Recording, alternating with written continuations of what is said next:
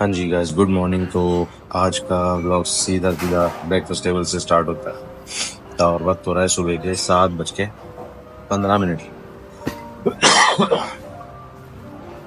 आज मैंने प्रोग्राम बनाया है कूची टनल्स जाने का फाइनली, क्योंकि आज मौसम विभाग भी बहुत साथ दे रहा है और फुल तेज धूप है। और ब्रेकफास्ट खत्म करके कोच साहब ऊपर बैठे हैं, कोच साहब को लेके आना है। कोच साहब को लेके तो मैं निकलूँगा और यहाँ से करीब 50 किलोमीटर का रास्ता है।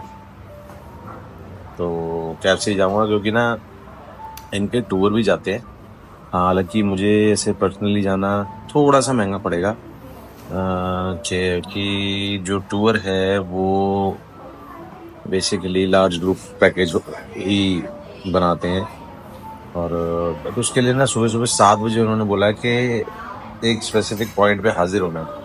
7:15 तो भी यहीं हो रहे हैं। मैं थोड़ा आलसी हूँ, प्लस मेरे को अभी जाना है कुछ काम के लिए, इसलिए मैं थोड़ा सा लेट निकलूँगा। लगभग आधे पौना घंटा लग जाएगा मुझे भी। तो एक बार कैब में बैठते हैं, फिर बाद में मिलते हैं साथ में। हाँ जी, तो मैं और कोच साहब दोनों रेडी हो गए, जा रहे हैं कोची टनल्स। बाहर चलिए कैब बुलवाते हैं। चलो जी, अपनी कैब आ गई है। चलो कोच साहब चलें। Next stop Kochi tunnels.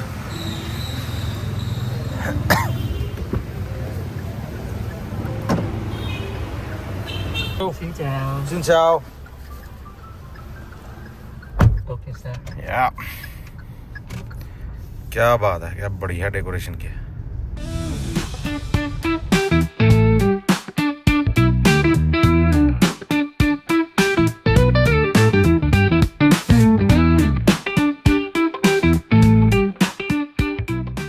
यहाँ पे इनकी सेमेट्री या कब्रिस्तान बना हुआ है एंड ये बहुत ज़्यादा वैल्यू करते हैं डेड को, जो अपने परिवार के होते हैं, और इस तरीके से कुछ उनके लिए टोम्स बनवाते हैं। और जो गिफ्ट्स दिए जाते हैं डेड को, वो तो पूछो ही मत, वो घड़ियाँ, ज्वेलरी, पैसा। और ना यहीं पे रिलीजियस प्रैक्टिस है कि डेथ के या बेरियल के 3 साल बाद ये लोग डिग अप करते हैं ग्रेव और क्लीन करते हैं उसको, जिस कॉल्ड एज क्लीनर्स, और usually done by the relatives या जो घर का बड़ा बेटा होता है वो ही करता है। और कपड़े चेंज करके डेड के वापस बैरी कर देते हैं और उसके बाद फिर कभी कुछ ऐसा नहीं करते। और जो ग्रेव्स होती हैं वो प्रॉपर कंक्रीट की बना देते हैं ताकि जो इन्होंने ऑफरिंग्स दी होती हैं डेड को, वो चोरी ना हो जाए। तो कमाल का ट्रेडिशन है यार, इट इज स्कैरी। ये भी ना मैंने सुना और थोड़ा बहुत पढ़ा है, तो कहीं पे कोई 3 साल बोलता है, कोई 5 साल बोलता है। तो I am not sure about it. एक बार अपनी तरफ से भी रिसर्च कर लेना, लेकिन ये प्रैक्टिस होती है ये पता है मुझे। अब हम थोड़ी सी दूर रह गए हैं, कुछ इस तरीके का रास्ता, हल्की हल्की बूंदाबांदी भी हो रही है। बस यार वहां पे बारिश ना हो रही हो, नहीं तो प्रॉब्लम हो जाएगी, सारा जाना बेकार हो जाएगा। ये तो विलेजेस भी बड़े सुंदर सुंदर होते हैं, वास्ट लैंड्स पे घर बनाए हुए लोगों ने। लो जी लो, पहुंच गए हम। ये इस तरीके से कुछ एंट्रेंस है इसकी। Tấm phiếu ăn luôn chứ. Dạ, giờ anh cảm ơn. और ये सारी टूर बसेस आई हुई हैं। यहाँ पे भी देखो क्रिसमस नहीं छोड़ा इन्होंने सेलिब्रेट करने से। हाँ जी गाइस, रेडी। तो ये भाई साहब टैक्सी वाले कह रहे हैं कि मैं, ये रूरल एरिया है तो शायद आपको वापसी जाने के लिए टैक्सी इजीली ना मिले, तो मैं आपके लिए वेट करता हूँ 2 घंटा। एंड आने और जाने का ये मेरे से ले रहे हैं टोटल 600,000 डोंग्स। 460 तो आने के लगे, ऊपर से 140 मांग रहा है कि मेरे को वापस जाने के लिए थोड़े एक्स्ट्रा दे सकते हो। तो आई सेड ओके, कोई दिक्कत नहीं है। अब अंदर जाएंगे, यहाँ पे टिकट काउंटर देखते हैं कहाँ पे है, उसके बाद टिकट लेके टनल्स की तरफ बढ़ते हैं। ये ऐसा कुछ आउटलेट है यहाँ पे, और आई थिंक ये टिकट काउंटर है, जाके टिकट लेते हैं, देखते हैं कितने की मिलती है टिकट।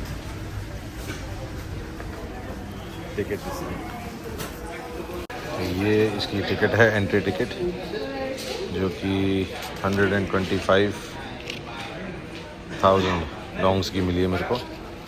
और यहाँ पे एंट्री है इसकी, यहाँ से आप सोवेनियर्स परचेज कर सकते हैं ले जाने के लिए।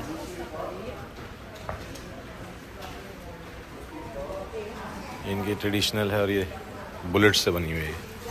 ये सब टैंक प्लेन ये सब बुलेट से बना हुआ है। ऑफ कोर्स ये काउंटरफीट बुलेट्स हैं, ओरिजिनल नहीं है, लेकिन ये सब ओरिजिनल है। ये 170 mm आर्टिलरी शेल्स जो उस दौरान बॉम्बिंग होती थी। बाप रे बाप, 250 किलो का बॉम्ब। ये वियतनाम वॉर, अनफॉर्चुनेट जो वॉर थी उसके टाइम पे ये यूज़ किया गया था। और ये सारे टाइप ऑफ गन्स हैं।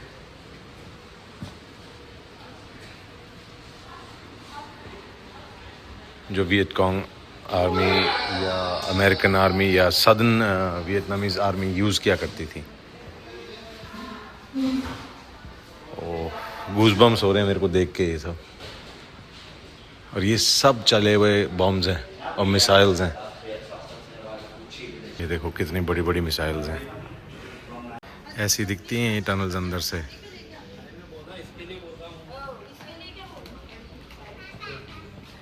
ये एंट्री है सारी,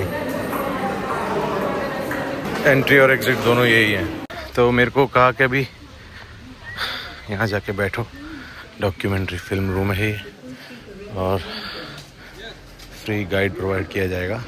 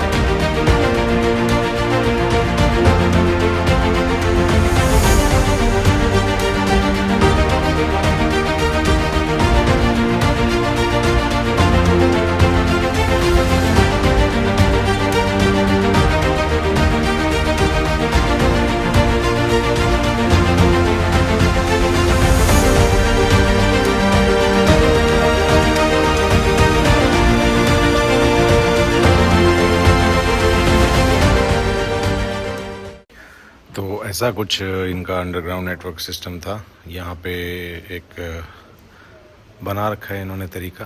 ये जैसे ये ग्राउंड पे फाइट हो रही है, वॉर हो रही है, तो ये लोग नीचे ऐसे छुप के रहते थे। और इसके अंदर kitchen, rooms, hospitals, meeting areas, offices, सब कुछ थे। ये इसका मैप है प्रॉपर। और ऐसी कुछ ये टनल्स हैं यहाँ पे, इस टाइप की एंट्रीज हैं। और ये लोकल गाइड है जिसके साथ में जा रहा हूँ।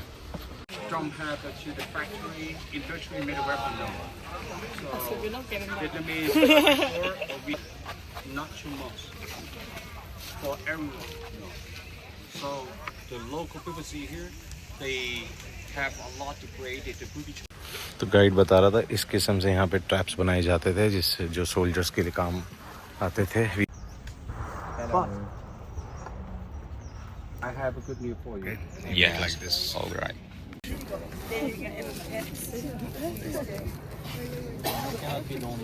They were made to keep you out. Yes. Yeah, seriously. It's just transformed into porn.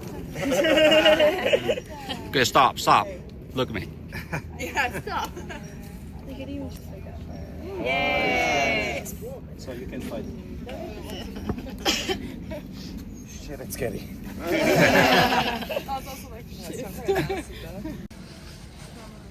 Just say it's not tiny. You take to your this to the picture, and your family understand how small the inch is. Maybe I'm skinny. tunnel, you put out the floor that way, the party on top. And it is too dangerous because GI, American soldier, they recognize they try to come closer to you. And right now the girl, they get back a tunnel and they coming up small. ये technically trenches है जहाँ fight होती थी और उसके बाद आके यहाँ इस टनल में घुस जाते थे and left and right movement में। लो जी, वियतनामी वॉर में अमेरिकन टैंक जो यूज़ किए गए थे और ये बेसिकली एज इट इज़ यहीं खड़ा है 50 साल से, क्योंकि ये लैंड माइन के ऊपर आ गया था। और अंदर से नज़ारा लो उसका। Because seesaw is trap. They put a lot of metal spikes on the seesaw, and then when the guy fell out to the right side, the trap comes up the left side. The trap's supposed to move to the front. Material is iron. So iron to detect from to the bomb fragment. You know bomb fragment? Shrapnel. 1, 2, 3.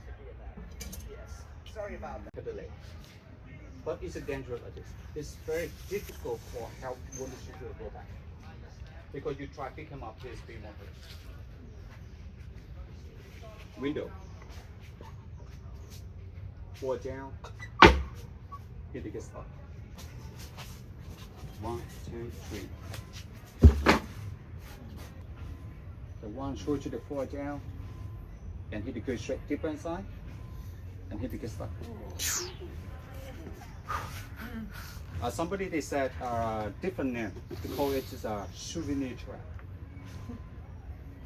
Because it's a battlefield, they don't have a tool for the cut. To cut the trap, take it out. So they need to carry when the soldier to carry the trap. You'll go back to hospital.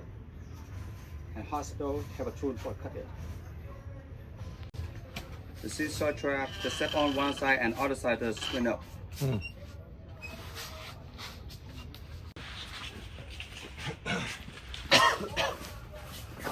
Exactly, I don't want to show you about this trap because my job, I need to do like this.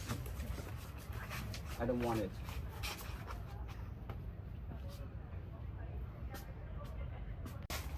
They make you shrapnel, bomb fragment, and let the spy stick for the trap over there. Needed.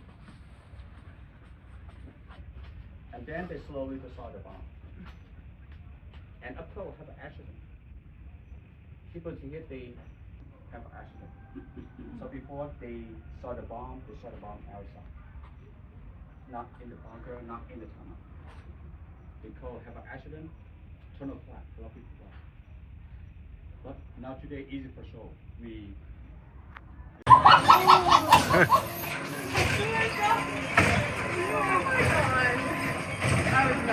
ये सारी work station है और इस तरीके से उस war के अंदर सारी आर्टिलरी बनाई जाती है।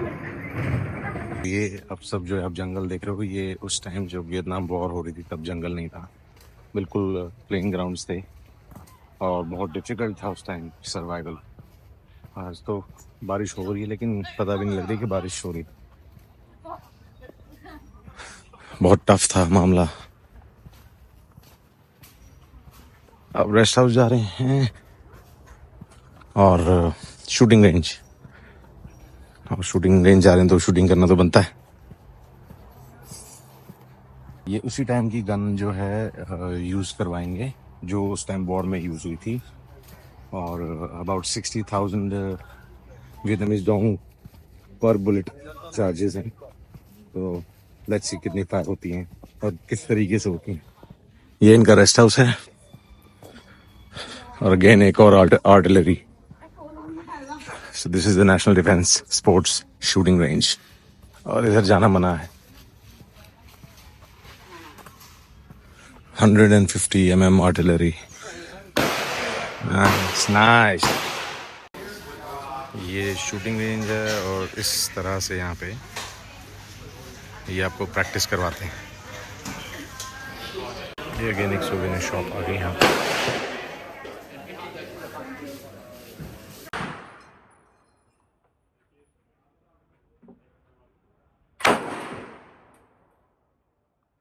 No. Oh, sorry.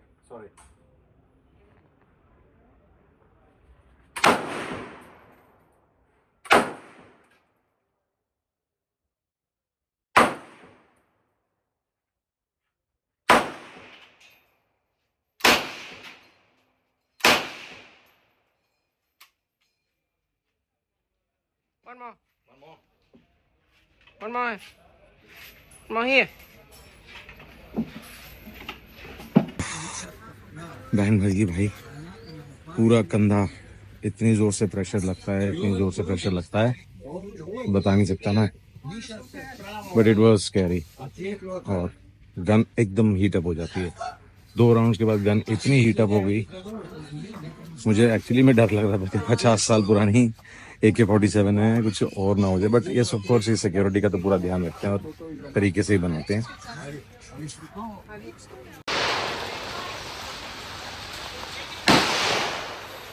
ये गन्स की आवाज़ है AK-47 है। और अब जाने का टाइम आ गया टनल्स की तरफ, तो बाकी का वीडियो वहाँ पे। It took so much effort to dig this tunnel. ये टनल्स जो हैं इन्होंने बनाई हैं आपस में 3, और ये टनल रन करती है 250 किलोमीटर। Imagine that, 250 kilometre. और ये जो टनल बनाते थे पहले 10 से 12 मीटर गहरी, और उसके बाद साउंड वेव फॉलो करते थे। साउंड वेव फॉलो करके ही ये लेंथ में टनल्स को डिग करते थे।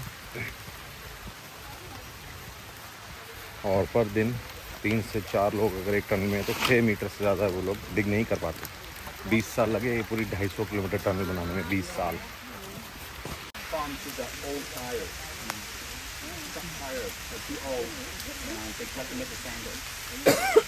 This have a nail for a. So if they walk like this, they step on the way, it's like to the back way.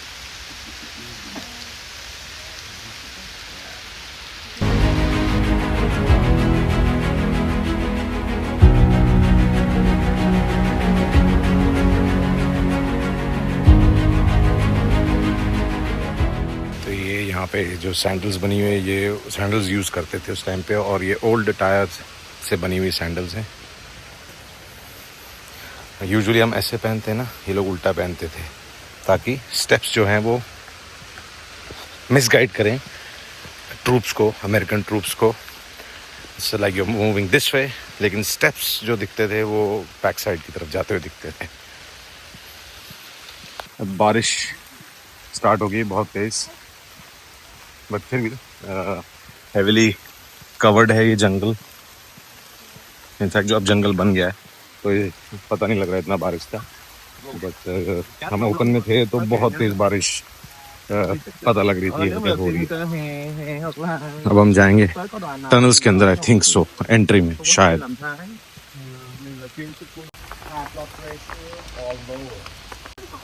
तो यहाँ पे डिफरेंट एंट्रेंसेस है टनल की। ये फाइटिंग बंकर्स जो इसको कहते हैं। तो 20 मीटर, 10 मीटर है, 20 मीटर, 40 मीटर, 60 मीटर और 180 मीटर तक की लेंथ है। तो अभी आई थिंक हम लोग सबसे स्टार्टिंग वाली में है। लेट्स सी कैसी फीलिंग आती है अंदर जाके टनल्स में। ऐसी एंट्रेंस है टनल की, और ये यहाँ पे मेरा सर टकरा रहा है ऑलरेडी। और अभी ये और डीप जाएगी नीचे। This probably was the resting area, और उसके बाद और नीचे जाएंगे।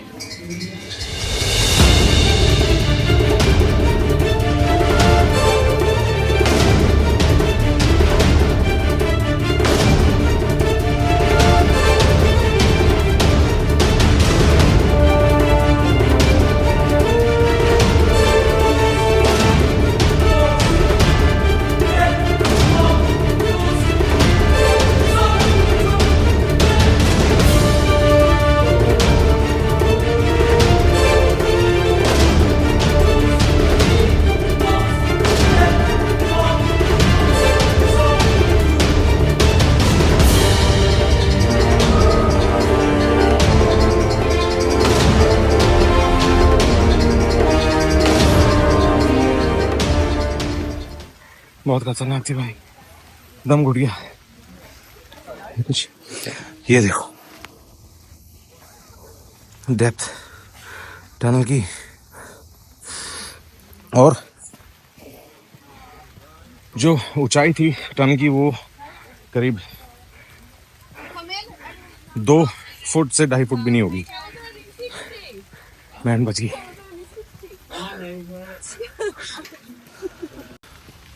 और ये कोई पॉन्ड नहीं है, ये बॉम्ब क्रेटर है जो B-52 बॉम्ब से की वजह से यहाँ पे ड्रॉप किया गया था और उससे बना ही है।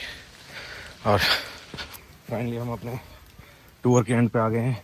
2 घंटे 2.5 घंटे लगे, लेकिन टनल वाला जो था ना, क्लॉस्ट्रोफोबिक को मत जाना। लेकिन जो इनका सबसे शॉर्ट वाला है या 10 मीटर का, कोशिश करना वो ज़रूर एक बार आप क्रॉस करो, because it is once in a life time experience. और बैग्स कैरी मत करना पीछे। कोच साहब तो घिस गए पूरा ऊपर, क्योंकि टनल की हाइट इतनी छोटी थी कि कोच साहब पीछे टकरा रहे थे। सॉरी कोच साहब, अब वापस जाने का टाइम। तो यहाँ से एग्जिट करेंगे हम।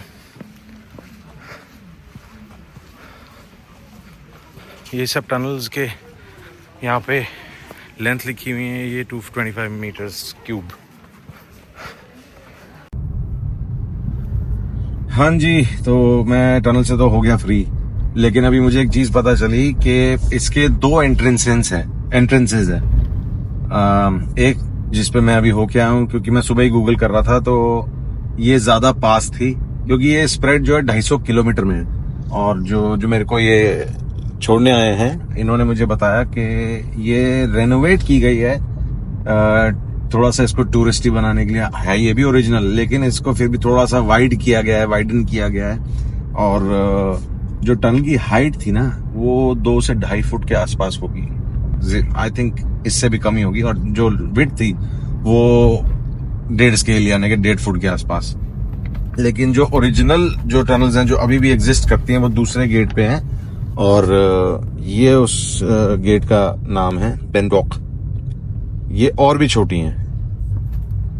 इमेजिन करो, 1.5 बाय 2 फुट के टनल के अंदर। अभी जो आपने मेरा एक वीडियो देखा या क्लिप देखा, उसमें मेरी बैंड बज गई थी, सांस नहीं आ रही थी।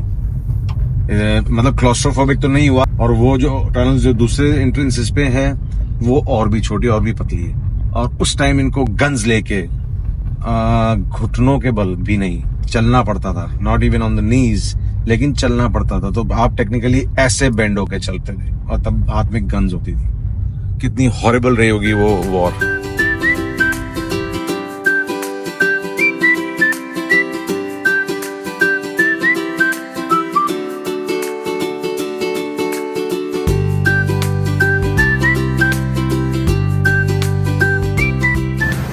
हाँ जी, वापस आ गया हूँ मैं अपने होटल के पास।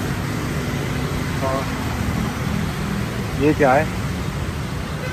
ओ, ये इनका नेटवर्क बन रहा है ट्रेन्स का, अंडरग्राउंड ट्रेन्स का नेटवर्क बन रहा है। नाइस, और कन्वीनियंट हो जाएगा ट्रैवल करना। तो अभी क्या हुआ कि टैक्सी ड्राइवर जो मेरे को लेके गया था ना, वो वापस भी वही लेके आया, क्योंकि इस साइड ये रूरल एरिया है, यहाँ आपको टैक्सी इजीली नहीं मिल पाएगी। तो वापस आने के भी जो जाने का चार्ज दिया मैंने, उसने वही लगाया, प्लस 140,000 डोंग वेटिंग चार्जेस लगाए। मुझे कन्फ्यूजन ये हो गई कि वो 140,000 रुपीज़ डोंग्स जो है वो लेगा, बट मैं ये भूल गया कि कैश तो मेरे पास है ही नहीं, कार्ड ही चल रहा है। बड़ी देर घुमाने के बाद मेरे को लेके गया वो एक्सचेंज शॉप पे। एक्चुअली कोई स्पेसिफिक एक्सचेंज शॉप पे तो नहीं ले गया, ज्वेलरी शॉप पे ले गया था, जहाँ पैसे मैंने चेंज कराए। और खूब लंबी लाइन लगी हुई थी। मैं वहाँ पे रिकॉर्डिंग कर नहीं पाया, क्योंकि साइन था वहाँ पे नो कैमरास। क्या मुझे लग नहीं था कि वो ऑफिशियल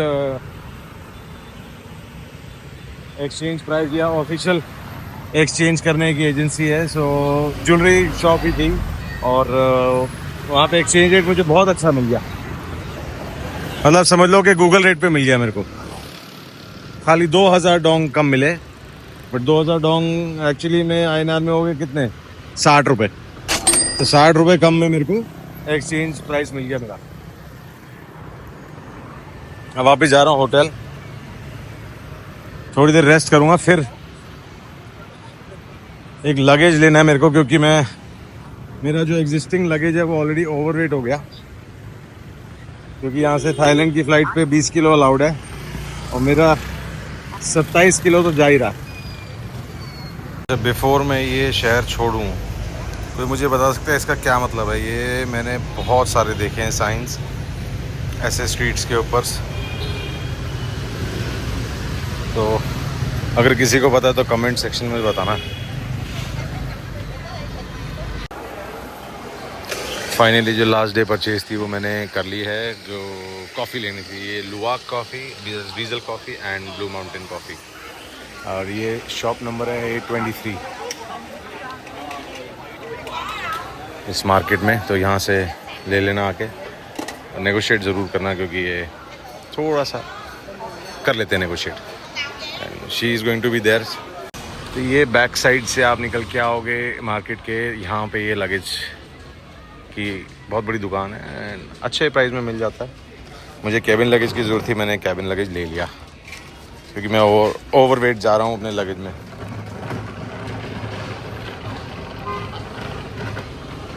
बस आई होप ये चले। तो बेंथन मार्केट से मैं निकल के सीधे इसी रोड को फॉलो करता हुआ आया। यहाँ पे किसी रेस्टोरेंट में आना था, तो ये है द डाउन रेस्टोरेंट, या कैसे प्रोनाउंस करते हैं इसको मालूम नहीं। और बहुत अमेजिंग खाना था। तो मेरे नॉनवेज भाइयों के लिए है क्योंकि नॉनवेज बहुत किस्म का आता है, आपको पता ही है। तो यहाँ पे अगर वियतनाम आ रहे हो तो इधर ज़रूर खाना।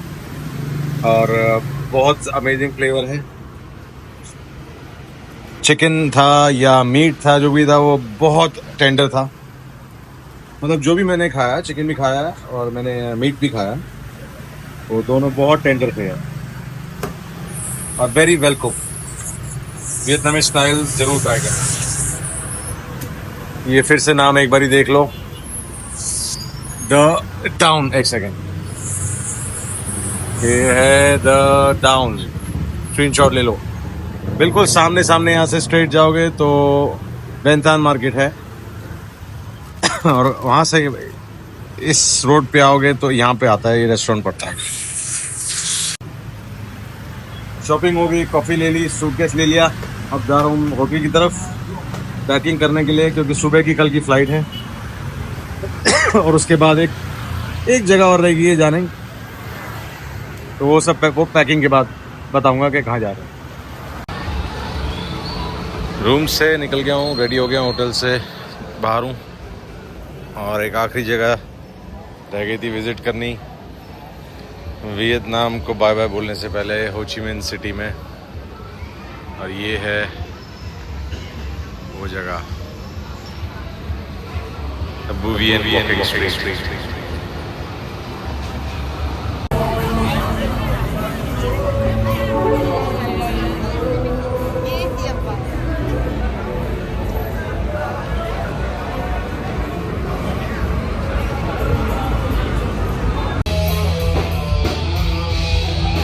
बहुत ज़्यादा शोर है, कुछ समझ मुझे ही सुनाई नहीं दे रहा। तो अगर वीडियो में सुनाई नहीं दे रहा हो तो प्लीज़ डोंट माइंड।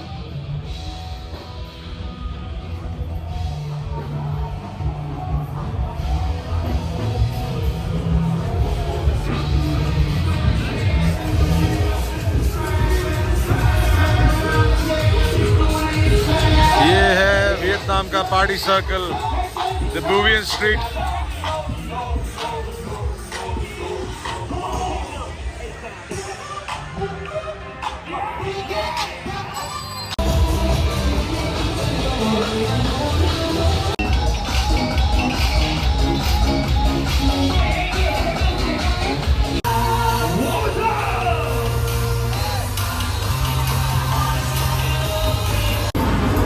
तो फाइनली ये वॉकिंग स्ट्रीट वियतनाम की भी देख ली और अब वापस जाने की बारी आ गई है क्योंकि सुबह की है फ़्लाइट। तो बु वियन रोड से तो निकल आया हूँ, अब कल सुबह की है मेरी फ़्लाइट, इसलिए वहाँ से जल्दी निकल के आया। जल्दी भी क्या, यहाँ के लगभग 1:30 बज रहे हैं और पिछली जितनी भी फ़्लाइटें हैं मैं एक रात पहले नहीं सो रहा हूँ क्योंकि मेरे को डर लगता है कि फ़्लाइट मिस ना हो जाए। तो अब वापस होटल जाते हैं और अपनी जो पैकिंग अधूरी रहेगी उसको पूरा करूँगा। तो आई होप आपको ये वियतनाम की सीरीज़ पसंद आई हो। ये लास्ट व्लॉग है वियतनाम का, इसके बाद एक नेक्स्ट डेस्टिनेशन में फ्लाई आउट कर रहे हैं, वो आपको कल बताऊँ। तो तब तक के लिए Thank you so much and take care of yourself. I'll see you tomorrow. Bye bye.